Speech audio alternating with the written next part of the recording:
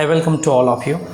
ज्या स्टुडंट्सनी 12वी कॉमर्समध्ये चांगले यश संपादित केलेलं आहे, अशा बऱ्याचशा स्टुडंट्सना, अशा बऱ्याचशा विद्यार्थ्यांना प्रश्न उपस्थित राहिलेला असणार आहे की आता आपण करिअरमध्ये काय करायचं आहे.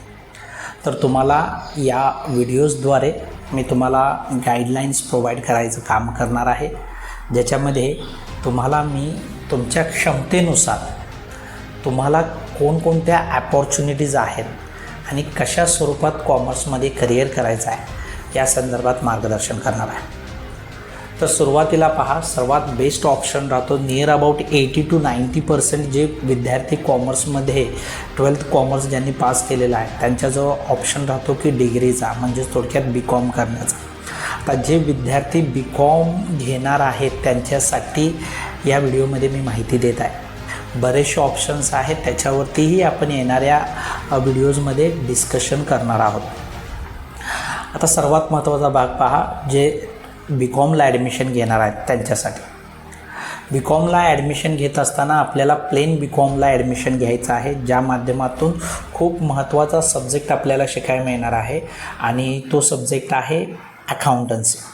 म्हणजेच थोडक्यात 11th आणि 12th झाल्यानंतर आपल्याला पुढील अकाउंटिंगचा भाग आपल्याला शिकायला मिळणार आहे. त्याच पद्धतीने SY BComला आपल्याला बिझनेस स्टॅटिस्टिक्स देखील शिकायला मिळणार आहे.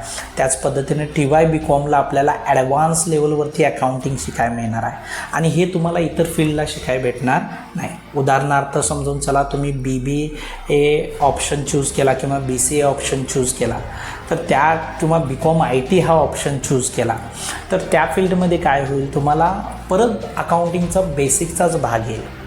त्यामुळे जे विद्यार्थी BCom सिलेक्ट करणार आहेत त्यांनी सर्वात महत्त्वाचा भाग लक्षात ठेवायचा काय आहे की सिलेक्ट करताना चांगलं कॉलेज सिलेक्ट करा, ज्या ठिकाणी तुम्हाला या सब्जेक्टचं पूर्ण नॉलेज मिळेल.